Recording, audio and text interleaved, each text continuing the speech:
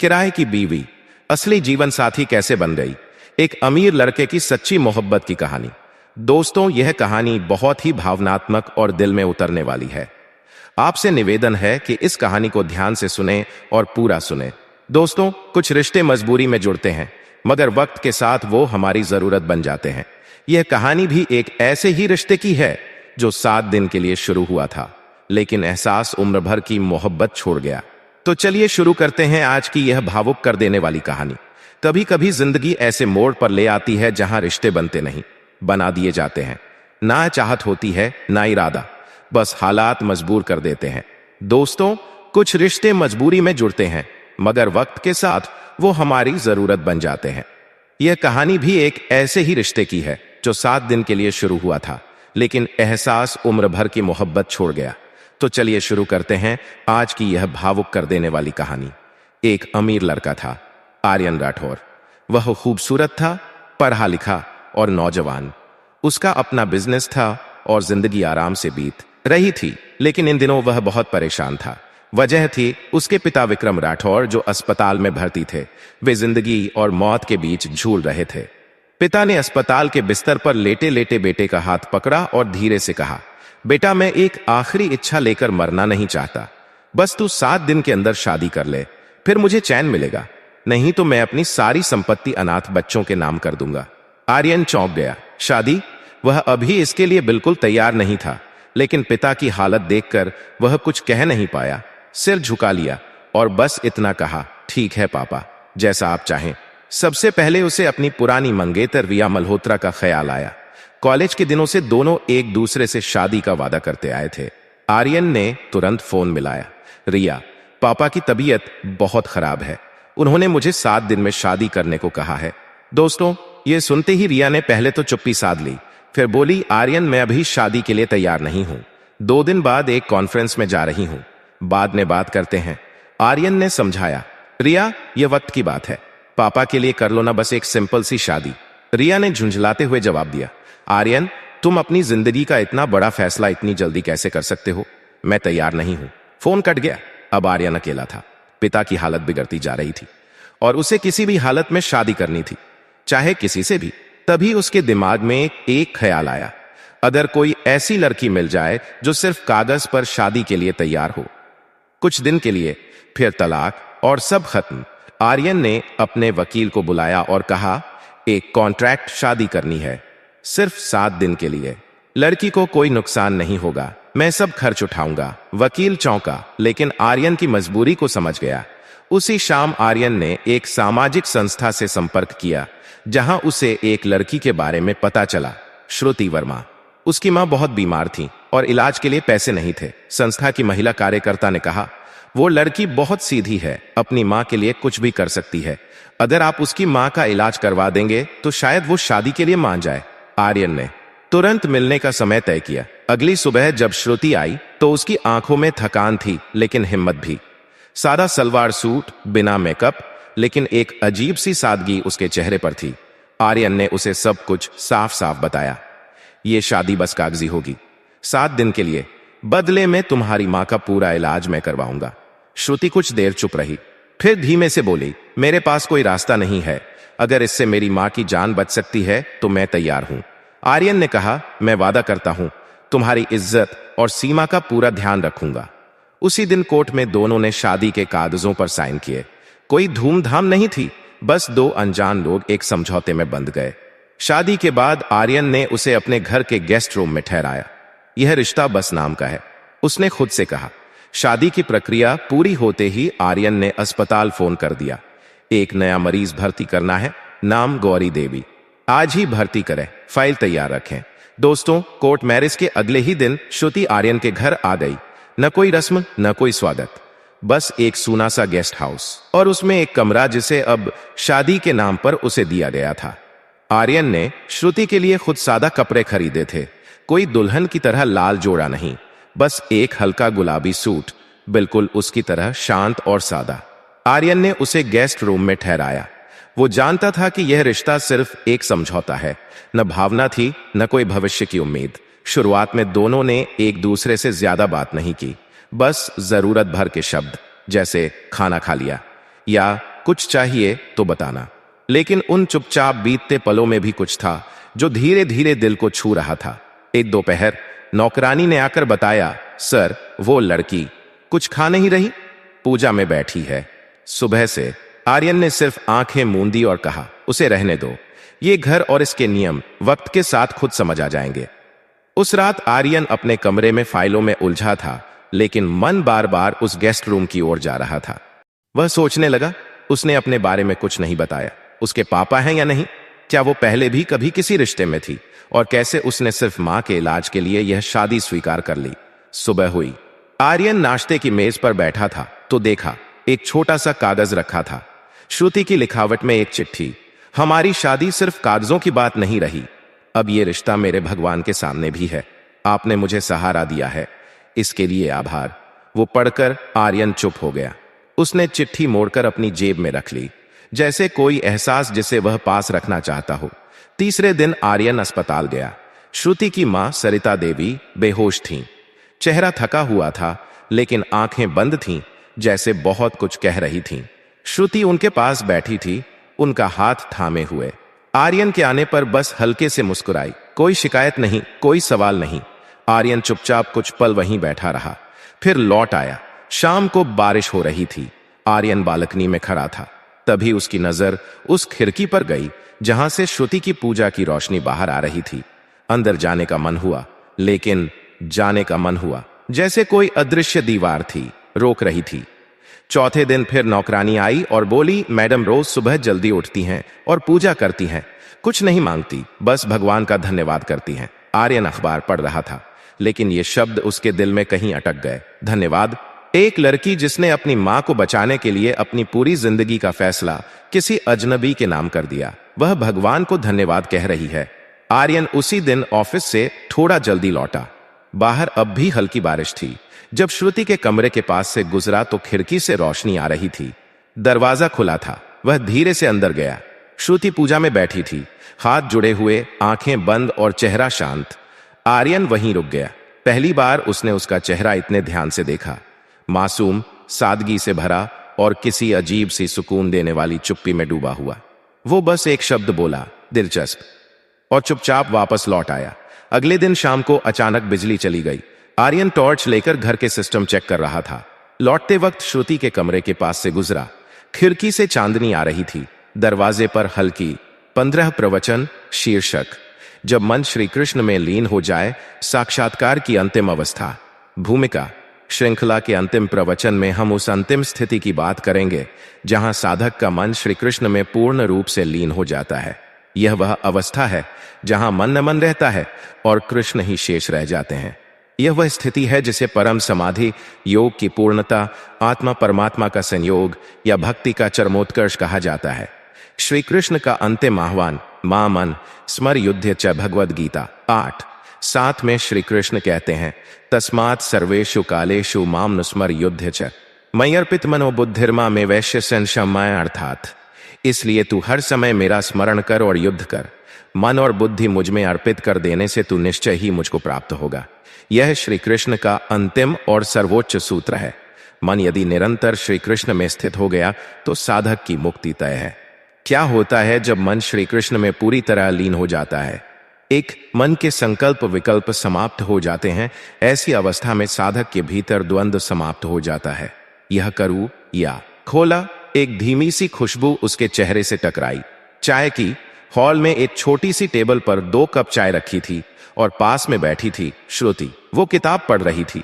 आर्यन थोड़ी देर वहीं खड़ा रहा, फिर चुपचाप जाकर बैठ गया। आज जल्दी आ गए? श्रुति ने हल्के से पूछा। आर्यन ने सिर हिलाया। बारिश में काम नहीं हो सका। बारिश में काम नहीं हो सका। श्रुति ने चाय की ट्रे उसकी तरफ बढ़ाई। थोड़ा गर्म पी लीजिए, तबीयत खराब हो जाएगी। आर्यन ने चाय ली और चुपचाप एक घूंट लिया। वो चाय में कोई खास बात नहीं थी, लेकिन उस पल में कुछ खास था। शायद ये कि किसी ने उसके बारे में सोचा था। अगले दिन नौकरानी ने बताया कि श्रुति रोज सुबह आर्यन के लिए टिफिन तैयार करती है, लेकिन कुछ कहती नहीं। आर्यन को याद आया, पिछली 3 सुबह वो जो टिफिन ले जा रहा था उसमें उसकी पसंद की चीजें थीं। उसे लगा कि वो सब बस संयोग है, पर अब लगने लगा कि शायद वो समझने लगी है। एक शाम आर्यन बालकनी में खड़ा था। नीचे बारिश रुक चुकी थी। पर मन में कुछ बह रहा था। तभी उसके पीछे से आवाज आई, बारिश के बाद की हवा कितनी साफ लगती है ना। आर्यन ने मुड़कर देखा, श्रुति थी। वो उसके पास आई और बोली, कुछ रिश्ते भी बारिश के जैसे होते हैं, जब जब बरसते हैं कुछ न कुछ बहा ले जाते हैं। आर्यन ने मुस्कुराकर कहा, और कभी कभी कुछ नया भी छोड़ जाते हैं। दोनों चुप हो गए, मगर उस चुप्पी में अब पहले जैसा अजनबीपन नहीं था। कुछ अपनापन था, कुछ समझ थी। उस रात आर्यन ने पहली बार डायरी खोली और लिखा, यह लड़की खामोश रहती है मगर उसकी खामोशी बहुत कुछ कहती है। यह रिश्ता जितना कागजों पर लिखा गया था उससे कहीं ज्यादा अब दिल में उतर चुका है। अगली सुबह आर्यन ने सोचा कि आज वो खुद श्रुति से बात करेगा। नाश्ते की मेज पर बैठा रहा, इंतजार करता रहा, लेकिन श्रुति नहीं आई। तबीयत ठीक नहीं है क्या, ये सोचते हुए वो उसके कमरे की तरफ बढ़ा। दरवाजा आधा खुला था। उसने धीरे से झांका। श्रुति कमरे के कोने में बैठी थी। हाथ में एक पुराना फोटो फ्रेम था, शायद उसकी मां की तस्वीर। आंखें बंद थीं और होंठ हिल रहे थे। वो कुछ बुदबुदा रही थी, शायद प्रार्थना कर रही थी। उसका चेहरा शांत था, लेकिन उसमें एक गहराई थी। आर्यन चुपचाप वापस लौट गया। उसने महसूस किया कि इस लड़की में एक दुनिया छुपी है, दर्द, मजबूरी और बहुत सारी उम्मीदें। शाम को जब आर्यन ने चाय का कप उठाया तो नीचे एक छोटा सा कागज था। उसमें लिखा था, मैं जानती हूं ये रिश्ता कुछ दिनों का है, लेकिन आपने मेरी मां की जिंदगी दी है। मैं ताउम्र इसका कर्ज नहीं चुका सकती। आर्यन ठहर गया। ये चाय की ट्रे नहीं, एक एहसास की ट्रे थी। वो पहली बार सोच में डूब गया। क्या ये रिश्ता वाकई कुछ दिनों का ही है, या फिर इसमें कुछ ऐसा है जो वक्त से परे है। उस रात जब वो कमरे में लौटा तो उसने टेबल से तलाक के कागज हटा दिए। कुछ भी लिखा नहीं, बस महसूस किया, शायद ये रिश्ता कागजों पर नहीं, दिल में बनना शुरू हो गया है। आर्यन के दिल में अब कुछ हलचल होने लगी थी। जो रिश्ता उसने एक मजबूरी समझकर शुरू किया था, वो अब उसकी सोच में उतरने लगा था। श्रुति की हर बात, उसकी चुप्पी, उसकी सादगी, जैसे धीरे धीरे आर्यन के दिल की दीवारों को छूने लगी थी। लेकिन इस नई शुरुआत के बीच एक पुरानी दस्तक ने फिर से दरवाजा खटखटाया। एक दोपहर जब आर्यन ऑफिस से लौटा ही था, नौकर ने आकर कहा, सर, एक मैडम आई हैं, कहती हैं आपकी मंगेतर है। आर्यन चौंक गया। नाम क्या बताया? रिया मैडम। आर्यन कुछ पल के लिए जैसे जड़ हो गया, फिर खुद को संभालते हुए बोला, उन्हें ड्राइंग रूम में बिठाओ, मैं आ रहा हूं। दरवाजा खोला तो रिया तेज कदमों से भीतर दाखिल हुई, चेहरा गुस्से से भरा हुआ, आंखों में सवाल और होठों पर शिकायतें। यह लड़की कौन है आर्यन? वो लगभग चीखी। जिससे तुमने शादी की है, आर्यन ने शांत लहजे में कहा। बैठो रिया, बात करते हैं। मुझे जवाब चाहिए। तुमने मुझसे बिना बताए शादी कर ली। तुमने खुद मना कर दिया था। रिया, मैंने बस आगे बढ़ने की कोशिश की। मैं सिर्फ 2 दिन लेट हुई थी और तुमने मेरा इंतजार भी नहीं किया। तुम लेट हुई, वो वक्त पर आ गई। रिया ने कर भी हंसी हंसी। अब उसे पत्नी कहने लगे हो? आर्यन ने नजरें चुराई। ये शादी एक मकसद से हुई थी रिया, और तुम जानती हो क्यों? रिया ने घर के अंदर जाने की कोशिश की, लेकिन आर्यन ने उसका हाथ पकड़ लिया। रिया, ये इस घर की इज्जत का सवाल है। वो इस घर में है, मेरी पत्नी है। कितने दिनों के लिए? रिया ने तंज कसते हुए पूछा। आर्यन चुप हो गया। कुछ पल बाद रिया चली गई, लेकिन जाते जाते एक बात कह गई, यह जंग अभी खत्म नहीं हुई है। रिया के जाने के बाद आर्यन बहुत देर तक बालकनी में खड़ा रहा। भीतर शांति थी, लेकिन मन में तूफान। श्रुति ने कुछ नहीं पूछा, ना कोई सफाई मांगी, ना कोई सवाल किया। बस खाने की ट्रे में एक नोट छोड़ दिया। क्या आपके मेहमान खुश थे? आर्यन ने जवाब नहीं दिया, बस उस नोट को चूल्हे की आग में डाल दिया। लेकिन जलती हुई उस कागज की खुशबू जैसे सीधा दिल तक पहुंच गई। अगली सुबह डॉक्टर का फोन आया। श्रुति की मां अब पहले से बेहतर हैं, रिपोर्ट्स ठीक हैं। आर्यन को राहत मिली, लेकिन मन कहीं उलझा रहा। शाम को वह घर लौटा तो देखा श्रुति आंगन में बैठी थी। उसकी मां पास में थी।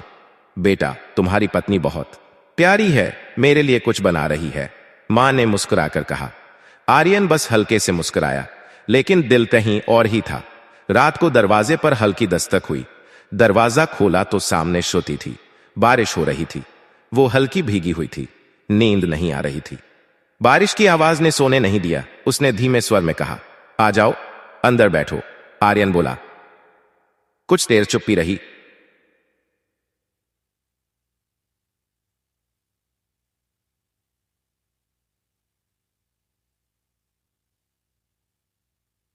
आर्यन ने उसकी आंखों में बिना देखे जवाब दिया, तुम वो इंसान हो जिसे मैं समझने की कोशिश कर रहा हूं। फिर वो बोली, क्या आपको लगता है कि रिया आपकी जिंदगी में फिर से आ सकती है? आर्यन कुछ पल चुप रहा, फिर बोला, रिश्ते वक्त से बनते और बिगड़ते हैं, रिया अब दिल में नहीं है। श्रुति हल्के से मुस्कुराई, मगर उसमें दर्द छुपा था। तो फिर मुझे यहां सिर्फ 7 दिन रहना है। और वह चुपचाप कमरे में लौट गई। अगले दिन दोपहर में हलचल मची। नौकरानी भागते हुए आई, सर, मैडम ने फल काटते समय हाथ काट लिया है, खून बह रहा है।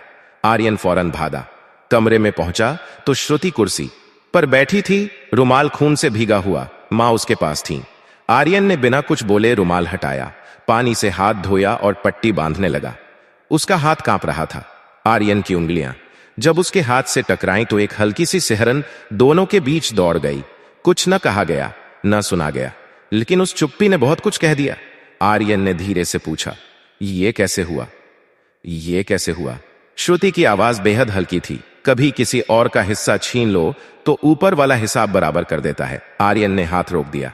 उसकी तरफ देखा, चेहरे पर कोई शिकायत नहीं थी, बस एक स्वीकार। आर्यन बोला, कभी कभी जो चीज हमें लगती है कि हमने छीनी है, वो दरअसल हमें दी जाती है।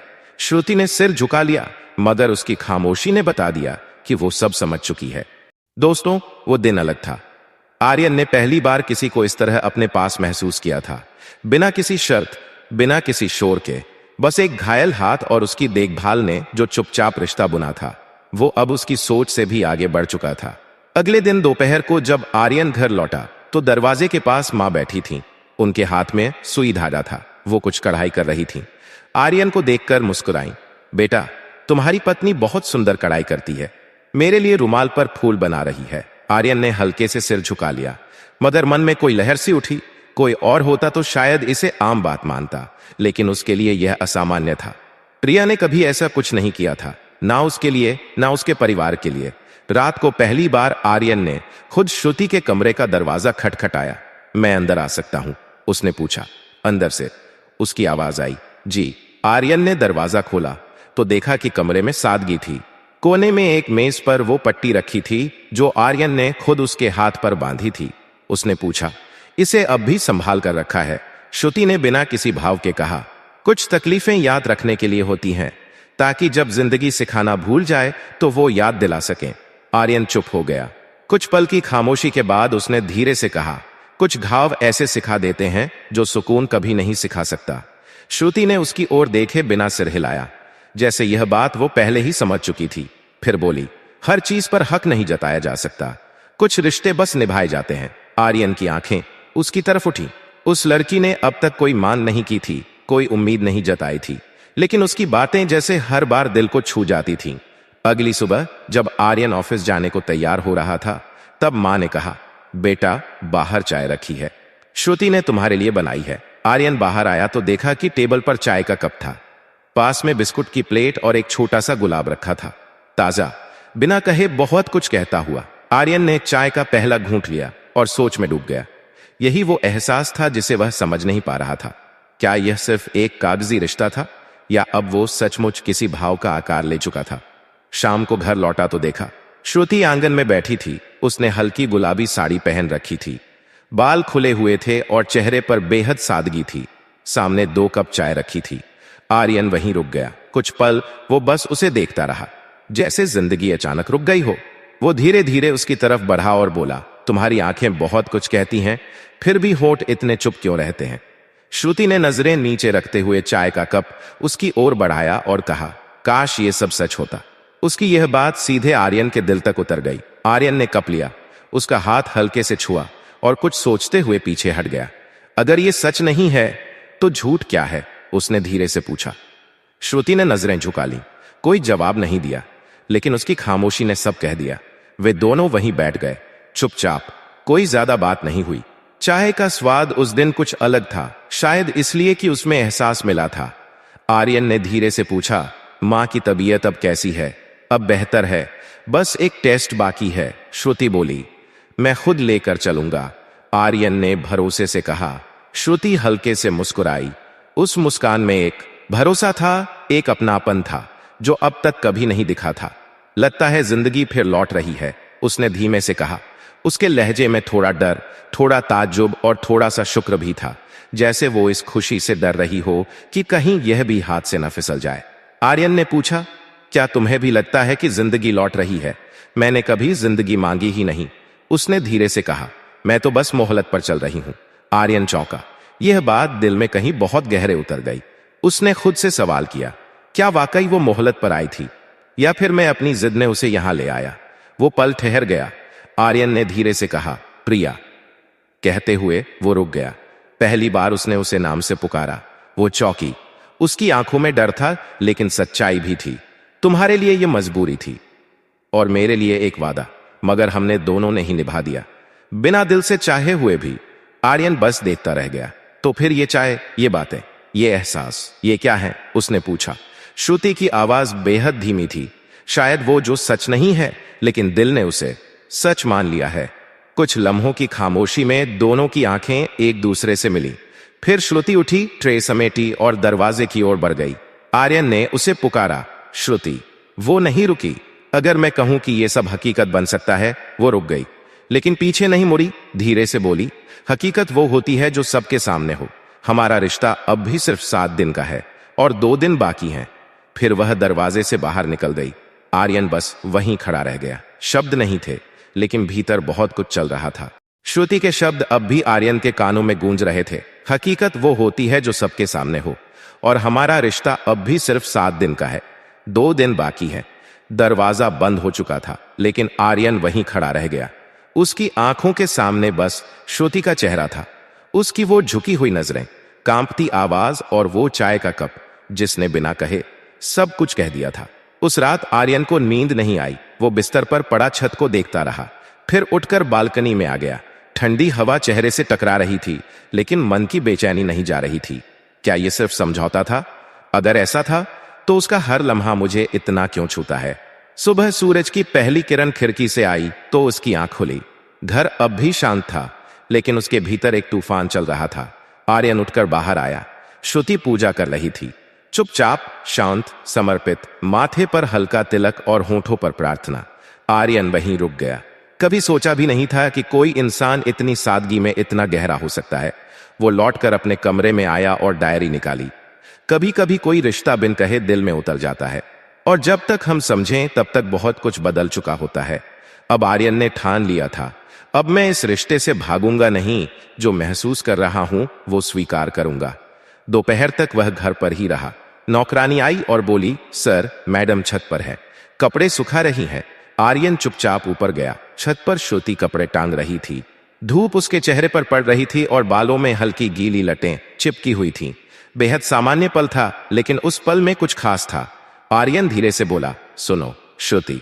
वो चौंकी, मुस्कुराकर बोली, जी। आर्यन ने पास आकर कहा, मैं अब इस रिश्ते को समझौता नहीं मानता। तुम्हारी खामोशी, तुम्हारी चाय, तुम्हारा साथ अब मेरी जिंदगी का हिस्सा है, और मैं नहीं चाहता कि यह खत्म हो। श्रुति चुप रही। उसकी सांसें थोड़ी तेज हो गईं, लेकिन उसने कुछ नहीं कहा। आर्यन ने आगे कहा, मैं चाहता हूं कि अब दुनिया भी जाने कि तुम मेरी पत्नी हो, सिर्फ नाम से नहीं, दिल से। श्रुति ने उसकी आंखों में देखा, फिर धीरे से बोली, आपका सच आज का है, मेरा कल से जुड़ा हुआ है। आप मजबूरी में इस रिश्ते में आए थे, मैं एक वादे में। दिल से कुछ बनने लगा है तो डर भी वहीं से उठ रहा है। वो कुछ कदम पीछे हटी।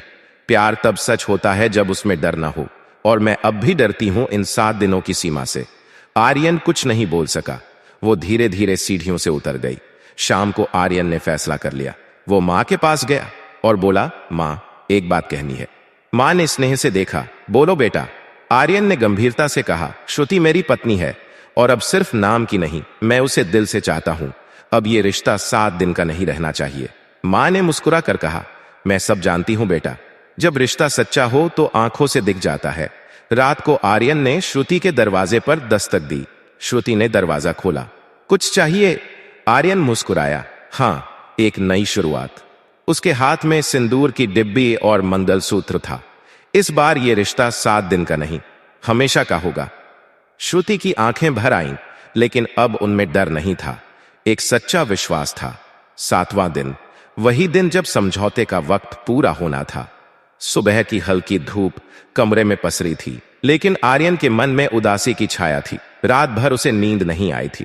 वह जानता था श्रुति आज जाने वाली है, और उसने अब तक उसे रोका नहीं था। कमरे में रखी हर चीज में श्रुति की मौजूदगी थी। मेज पर रखा चाय का कप, दीवार के पास रखी उसकी सैंडल और वो डायरी जिसमें कभी उसने पहली बार लिखा था। ये रिश्ता सिर्फ 7 दिन का है, लेकिन दिल को बहुत गहराई से छू गया है। आर्यन बालकनी में आया। नीचे आंगन में माँ और श्रुति बातें कर रही थी। श्रुति के हाथ में बैग था, चेहरे पर वही शांत भाव, न कोई शिकायत न कोई सवाल। उसने माँ के पांव छुए, हल्की मुस्कान दी और दरवाजे की ओर बढ़ने लगी। आर्यन भागकर नीचे आया, लेकिन कुछ कह नहीं सका, बस उसे जाते हुए देखता रहा। उसके कदम दरवाजे की तरफ बढ़ते जा रहे थे और उसके दिल की धड़कनें जैसे टूटती जा रही थीं। माँ ने धीरे से कहा, अगर दिल में जगह बना ली है उसने तो क्यों नहीं कह देते। आर्यन के होंठ हिले, पर आवाज नहीं निकली। बस इतना कहा, वो चली गई। माँ ने कहा, सच और प्यार को रोका नहीं जाता, वो खुद लौट आता है। आर्यन ने बस इतना सुना और भागकर कमरे की ओर गया। वहीं कोने में रखी वही डायरी खोली और एक कागज फाड़कर जेब में डाला। कुछ ही मिनटों में वो कार लेकर निकल पड़ा, उसकी तलाश में। शहर के कोने कोने में आर्यन को याद नहीं कि उसने कितने ऑटो वालों से पूछा, कितने बस अड्डों पर चक्कर लगाए, लेकिन उसे सिर्फ एक चेहरा चाहिए था, श्रुति का। वो स्टेशन पहुंचा। हर महिला चेहरे को गौर से देखा, लेकिन श्रुति नहीं मिली। थका हुआ, परेशान सा वो वहीं बेंच पर बैठ गया। आंखें बंद की और याद किया उसकी मुस्कान, उसका पहला धन्यवाद, पहली बार बिना बोले दी गई चाय, और वो खामोशी जिसमें पूरी जिंदगी बसती थी। अचानक किसी छोटे बच्चे की आवाज आई, दीदी ये पानी ले लो। आर्यन ने आंखें खोली। दूर एक छोटी सी दुकान के पास वही नीली साड़ी, हल्का सा घूंघट और कंधे पर बैग। हाँ, वो श्रुति थी। आर्यन उठ खड़ा हुआ, उसके पास दौड़कर गया। श्रुति, रुक जाओ। वो चौंकी, उसके चेहरे पर हैरानी थी। आप यहां? आर्यन ने हांफते हुए कहा, तुमसे बात करनी है, बस एक आखिरी बात। वो चुप रही। आर्यन ने जेब से कागज निकाला। ये देखो, ये वो कागज है जिसमें 7 दिन बाद हमारा रिश्ता खत्म होने वाला था। आज सुबह मैंने इसे फाड़ दिया, क्योंकि अब ये रिश्ता किसी कागज पर नहीं, मेरे दिल पर लिखा है। श्रुति की आंखें भर आईं। लेकिन हम तो सिर्फ एक समझौते में बंधे थे। आर्यन ने कहा, समझौते भी कभी कभी सच्चे रिश्तों का रास्ता बन जाते हैं। मुझे वक्त लगा, लेकिन अब समझ गया हूं, मेरी जिंदगी में तुम्हारा आना कोई गलती नहीं थी, ये मेरी सबसे बड़ी जरूरत थी। श्रुति की आंखों में आंसू थे। अगर मैं कहूं कि मैं भी रुकना चाहती थी, मगर डरती थी कि कहीं यह सब सिर्फ एक एहसान ना हो। आर्यन ने उसका हाथ थामा। अब जो कुछ है वो सिर्फ मेरा नहीं, हमारा है। चलो, एक बार फिर से, लेकिन इस बार बिना किसी शर्त के। श्रुति का चेहरा भीग चुका था, लेकिन मुस्कान गहरी थी। जब दोनों घर लौटे तो मां ने चुपचाप दोनों को देखा, फिर भगवान की मूर्ति के सामने खड़ी हो गई और कहा, भगवान के घर देर होती है, अंधेर नहीं। जो जोड़ी उसने बनाई हो, उसे कोई कागज तोड़ नहीं सकता। आर्यन और श्रुति दोनों ने मां के चरण छुए। मां ने सिर पर हाथ रखा और कहा, अब यह घर पूरा लग रहा है। उस शाम आर्यन ने सब रिश्तेदारों को बुलाया। इस बार कोई दिखावा नहीं, कोई पर्दा नहीं। मैं आप सभी को बताना चाहता हूं कि श्रुति मेरी पत्नी है, मेरे मन, मेरे जीवन और मेरे हर फैसले की साथी। सभी ने तालियां बजाईं। शादी दोबारा नहीं हुई, लेकिन उस दिन से दोनों ने एक नई जिंदगी की शुरुआत की। श्रुति की मुस्कान अब हर कोने में थी। आर्यन की डायरी में अब हर पन्ने पर उसका नाम था। कभी जो 7 दिन के लिए आई थी, वो अब 7 जन्मों का वादा बन गई है। और यही था अधूरे वादे से पूरी जिंदगी तक का सफर। कुछ रिश्ते शब्दों से नहीं, खामोशियों से बनते हैं। कुछ 7 समझौतों से शुरू होकर सच्चे बंधन में बदल जाते हैं। आर्यन और श्रुति की कहानी हमें यह सिखाती है कि हर रिश्ता जो दिखता है वो सच्चा नहीं होता, और हर रिश्ता जो दिखता नहीं वो झूठा नहीं होता। जो जुड़ाव आत्मा से हो वो किसी कागज का मोहताज नहीं होता। प्यार जब बिना शर्त, बिना अपेक्षा के दिया जाए, वही उसका सबसे पवित्र रूप होता है। जिंदगी में जब दिल और दिमाग टकराते हैं तो हमेशा दिल की सुनी जानी चाहिए, क्योंकि दिमाग हिसाब लगाता है और दिल एहसास करता है। श्रुति मोहलत पर नहीं आई थी, वो उसे उसकी जिंदगी की सबसे बड़ी नेमत बनकर मिली थी। और आर्यन ने यह सीखा कि किसी की मजबूरी में भी अगर आप इज्जत, भरोसा और अपनापन दे दें, तो वो रिश्ता एक दिन आपकी सबसे सच्ची पूंजी बन जाता है। इस कहानी की सबसे बड़ी सीख यही है कि सच्चे रिश्तों को वक्त दीजिए, परखिए मत, क्योंकि जो रिश्ता दिल से जुड़ता है वो 7 दिन क्या, 7 जन्मों तक साथ निभाता है। इसलिए शांत रहें, सच्चे रहें और रिश्तों को समझने की कोशिश करें, क्योंकि हो सकता है आपकी जिंदगी का सबसे कीमती रिश्ता किसी समझौते के बहाने ही आपके दरवाजे पर दस्तक दे रहा हो। तो दोस्तों, यह है कहानी, कैसी लगी कमेंट में जरूर बताना। तो चलिए मिलते हैं आपसे अगली वीडियो में एक और ज्ञानवर्धक जानकारी के साथ। जय हिंद, जय भारत।